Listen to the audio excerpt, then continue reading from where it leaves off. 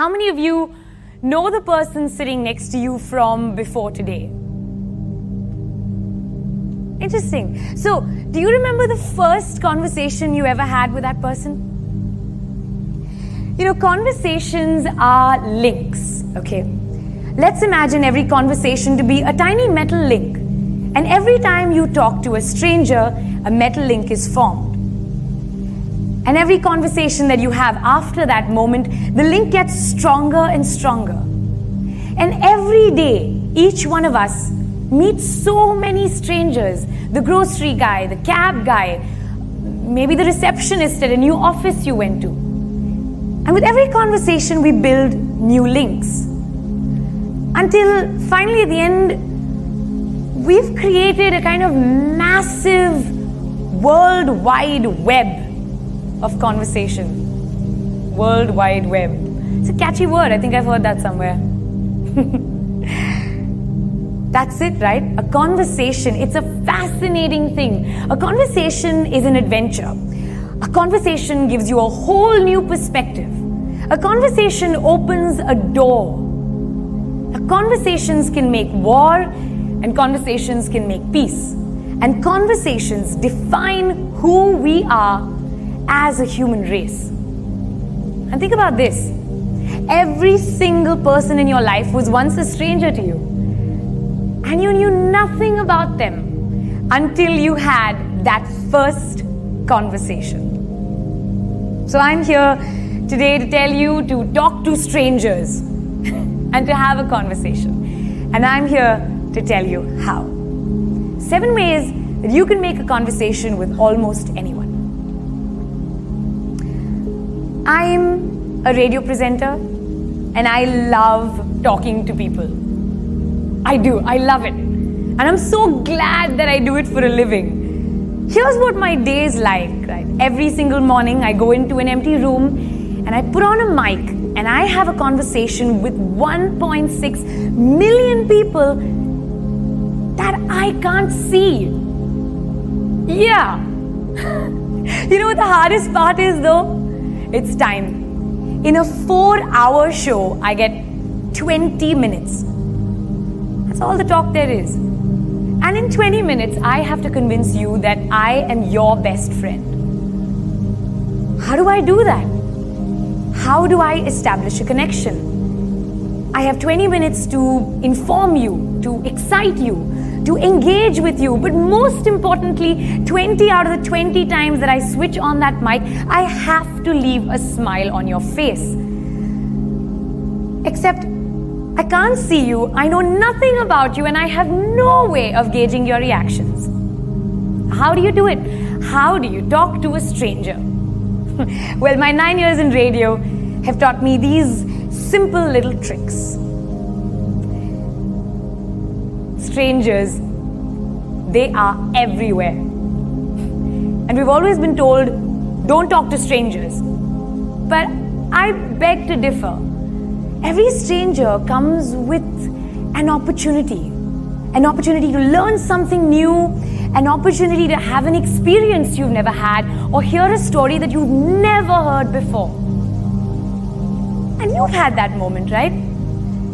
You're in the room with someone you don't know, and you look across the room, you see a stranger, and you think, I want to talk to this person.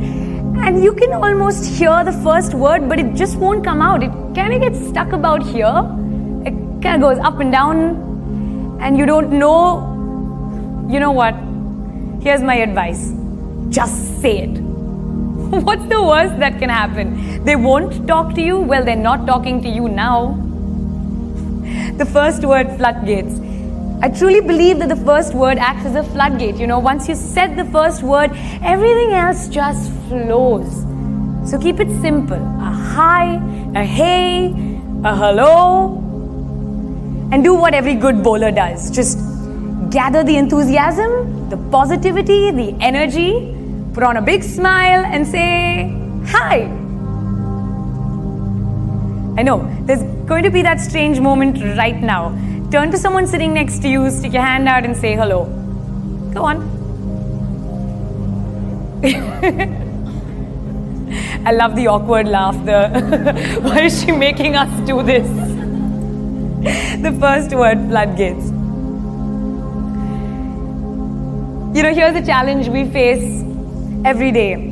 Time. We have 90 seconds on radio and we have to make that conversation with a stranger memorable. So how do you do it? What's the biggest challenge? Honestly, if we get stuck in the rut of, hi, hey, how are you? I'm fine. What's going on? Nothing much. Same old. So tell me what's new. There you go. 45 seconds down, wasted. Right? So here's my advice. Skip the small talk and ask a really personal question. And don't be afraid. Trust me. You will be surprised how much people are willing to share if you just ask. So ask any kind of personal question. Maybe, interesting name. How did your parents think of it? Is there a story behind it? Or how long have you lived in this city? And do you remember the first day you landed here? You see, answers to those questions are always something unique, always something personal. My favorite one to try is, where do you come from and where does your family live? Unfailingly, every single time I sit in a cab, I do this. I ask that question. Where do you come from and where does your family live? Let me tell you a little story. I was coming home one night and I get into this taxi, open the door, sit down, I say, where are you from? Where does your family live? And the 60-year-old Pakistani cab driver goes on to tell me all about his life in Peshawar.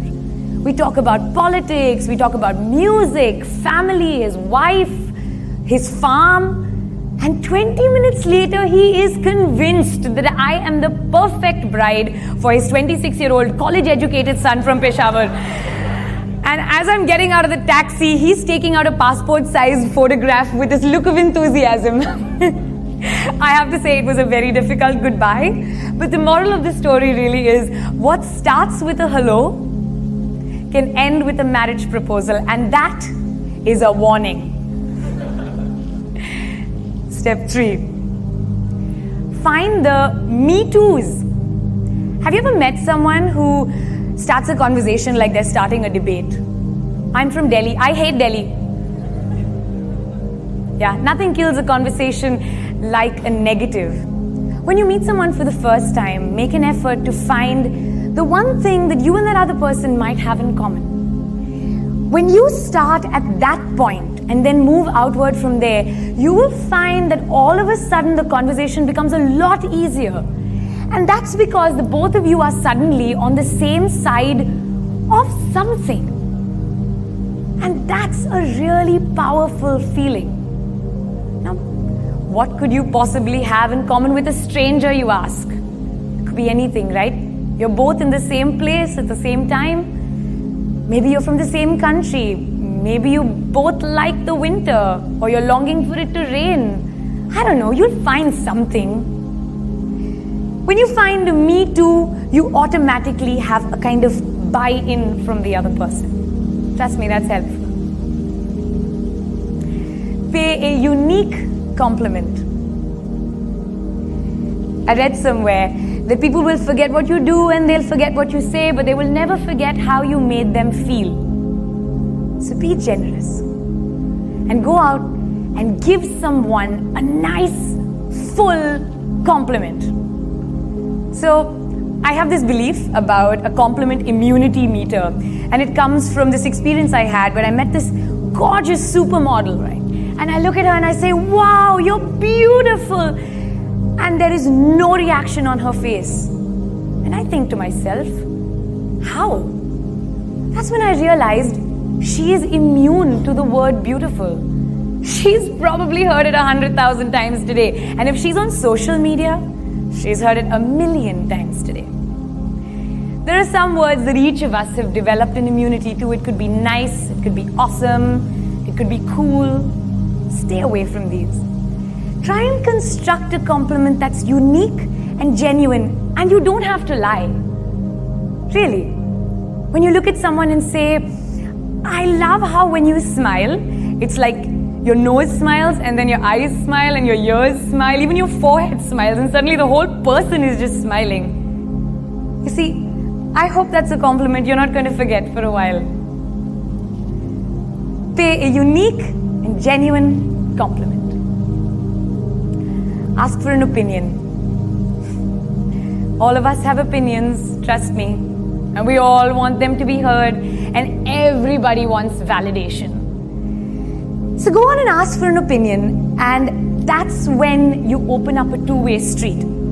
That's when the real communication begins, and you will be surprised how much you can pick up about a person just by asking their opinion on something pretty generic. Here's a mistake that some people make.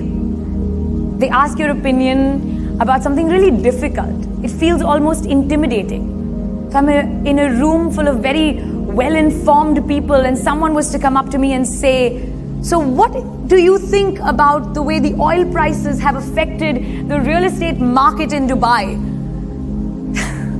I feel a bit cornered. I feel like I might fail, and this is an examination, and that's the lesson. Nobody needs to fail at a first-time conversation. Just ask something simple. Keep it generic. How do you like your coffee? When was the last time you watched a movie? What did you think of it? And when somebody gives you their opinion, really listen. Don't listen to reply. Listen to listen. There's a difference. And that brings me to my next point. Be present. I know you've been through this. I know I have. You're pouring your heart out to someone and they're like this. Yeah, go on, keep talking. I can multitask. What's with the Wi-Fi? When someone's trying to communicate with you, the least you can do is really be in that conversation. Just be wholeheartedly present. Just be there. And my favorite part, make eye contact. Trust me, eye contact is where all the magic happens. You can feel the conversation. And trust me, when you're looking at someone in the eye, 9 out of 10 times they will not dare look away. Right? Now, if only I could look into the eyes of 1.6 million people, I would not have to worry about you guys tuning out during the ad breaks. That brings me to this. My favorite point, because I think it's got a catchy name. Name, place, animal, thing. You remember that game? Remember the little details about a person. Remember their name. It's so important. It's awful when you meet someone for the 18th time and you say, "You must be Paul." No, Peter. Something with a P and it ends with... It's terrible. Remember someone's name and say it back to them. You have no idea how important you're making them feel. And that's not the only detail. Remember all the other details as well. The places they like to go to, the places they've been to, the places they want to go to, their pets' names, how their pets been feeling lately, the things they like. Remember their children's names. That's such a winner. And remember their wives' names and their girlfriends' names. Just don't mix up the last two because that could be disastrous. Remember these little things about people and repeat it back to them. Ask, be genuinely interested, and automatically you kind of become an investor in their well-being. So they feel responsible to you to keep that conversation going. So there we go. 7 amazing ways that you can make conversation with anyone, and 7 reasons why you should use the break that's going to come up to talk to a stranger that you don't know. I'm going to end with this analogy. A conversation is like reading a book. You can turn to any page you want. You can flip to your favorite chapter. You can read as long as you want, and you can read what you want. And every person, trust me, is a really good book.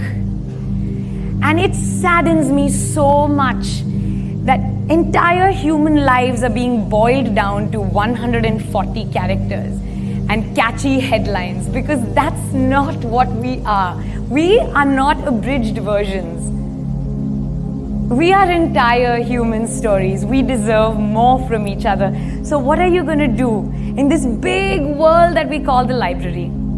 Are we going to walk around and look at the hardbound copies and read the titles?